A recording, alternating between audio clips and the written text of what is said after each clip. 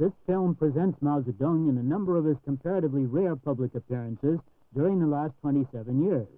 These clips were gathered from various sources and arranged in chronological order with identifying narration. In Yunnan Shanxi during the 1930s, Mao Zedong led the Chinese Communist Party through a decade of disorder and war. American efforts to compromise the long nationalist communist hostility failed during the mid-1940s. This shot of Mao was taken in 1945 as he arrived in Chongqing with then Ambassador Patrick J. Hurley for a conference with Chiang Kai-shek. Civil war began in the spring of 1946, and by 1948, the communists were in control of much of the northern part of the country. Crossing of the Yangtze symbolized the end of nationalist rule. The communists matched success in military operations with activity in the political and propaganda fields. Here, in the latter part of 1949, Mao prepares for takeover at this meeting of the People's Political Consultative Conference. He called upon the delegates to establish a coalition government. The Chinese people will also see that the destiny of China is in the hands of the Chinese people themselves. China is now like the moving sun rising from the east, which brightens the earth with its light. We shall establish a great, strong, and real People's Democratic Republic of China. The Republic of the past has been a falsehood. It had a good name, but lacked essence. Now we shall have a People's Democratic Republic of China, which is real both in name and essence. Long live the People's Democratic Republic of China. Long live the Democratic Coalition Government. Long live the great unity of the people of the whole country.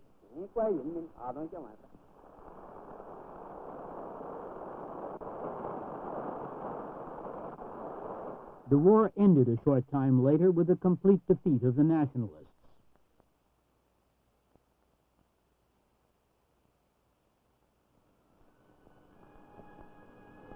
Mao Zedong was ready to proclaim the new People's Republic of China to the world. This ceremony, marking the first 5 years of Mao's rule, is about to begin. It is 1 October 1954.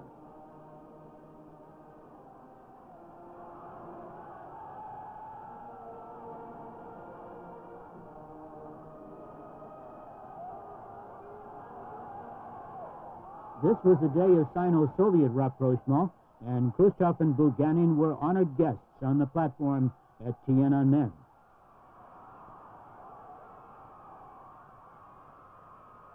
The Korean War had ended 15 months before, and in his keynote address the previous day, Zhou Enlai had referred to China's desire to live in peaceful coexistence with other nations. Peng Tu-hwai, Korean War commander, who later was to fall from grace, delivered the commemorative address.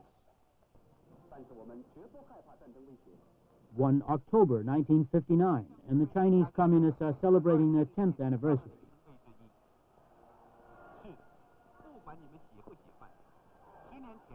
Khrushchev, who had been visiting President Eisenhower at Camp David, was a late arrival. Ho Chi Minh was also an honored guest. The theme of the celebration was China's progress and self-sufficiency under socialism.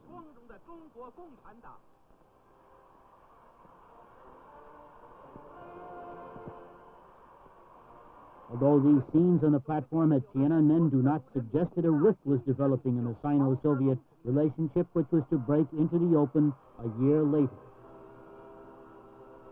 But on that day, Mao and Khrushchev enjoyed the hours-long parade.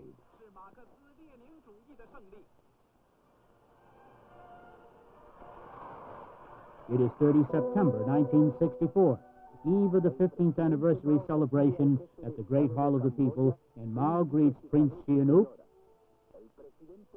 Malian President Modibo Keïta, Congolese President Masemba Dembat, and many other foreign guests who have come to participate in National Day ceremonies.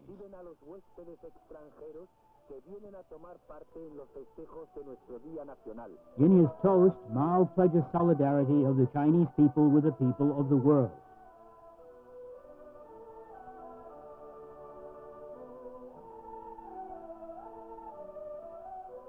At this 15th anniversary, Mao Zedong and the People's Republic of China have reached a pinnacle of authority and influence with aspirations to third world leadership.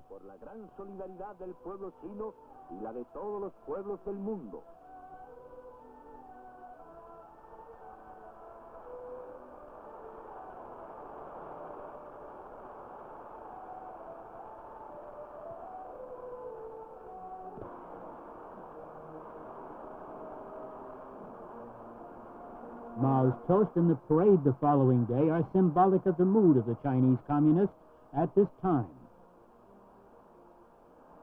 2 weeks later, 16 October 1964, Communist China detonated her first atomic bomb.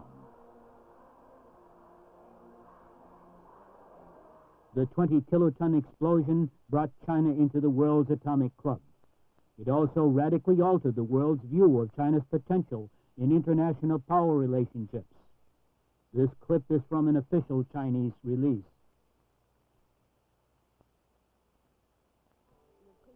2 months later, Mao arrives at the first session of the Third National People's Congress.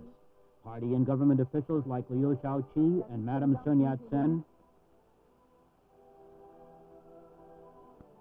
old revolutionaries like Zhu De, eager young zealots, men and women, everyone attended this assembly to discuss every aspect of China's domestic and international situation.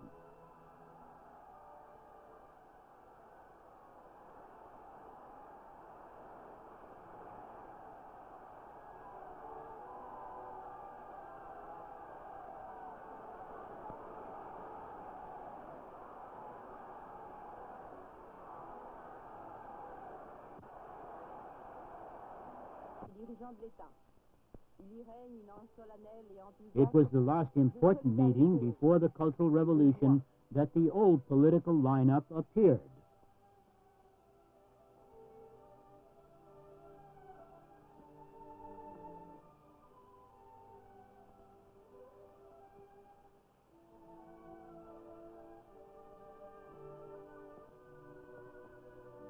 Such people as former President Liu Shaoqi, former Party Secretary Deng Xiaoping, and former Peking Mayor Peng Chun were among the more conspicuous casualties of the Cultural Revolution. A total of over 2,800 delegates attended the plenary session and pledged themselves to spread the revolutionary spirit and transform the country. They greeted and were greeted by Mao, who was accompanied by a female attendant. The chairman characteristically enjoyed himself.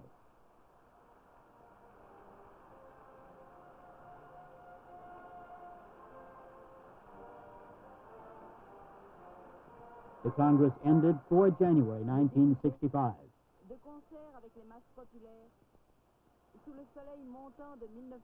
Mao arrives to preside at the 9th Party Congress during April 1969.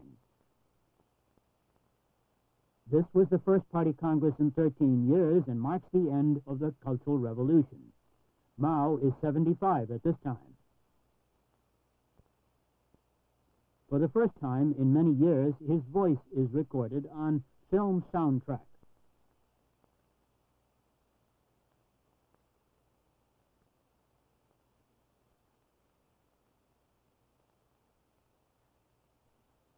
The chairman retains his thick Hunanese accent, and observers noted his resonant tones.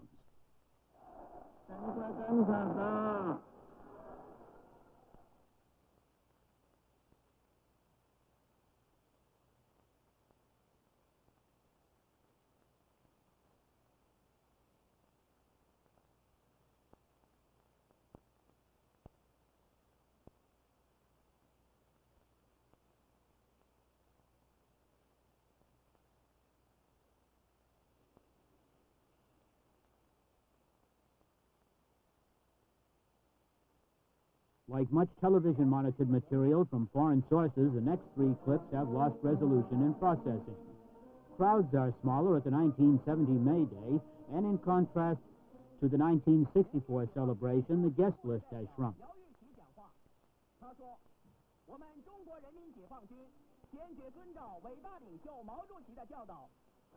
The Anouk, who now seems to enjoy his association with Mao, is conspicuous on the platform.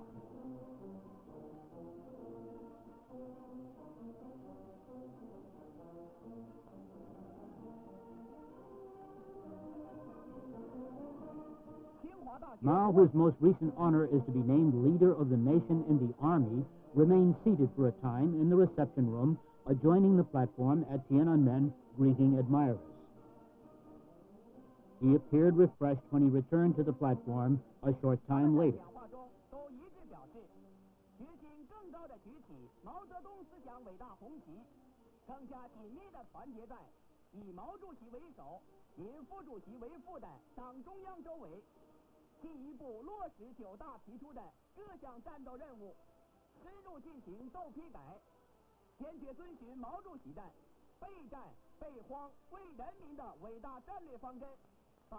The Chinese were jubilant at this time over the recent launching of a musical satellite.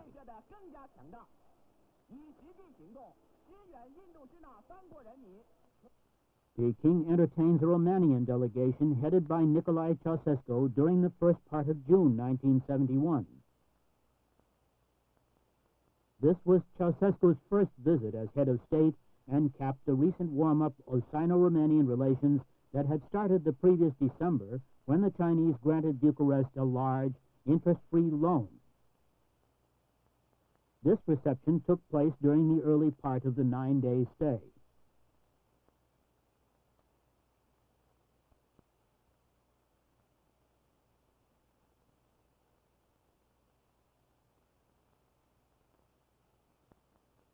On 8 October 1971, Mao met with Haile Selassie of Ethiopia.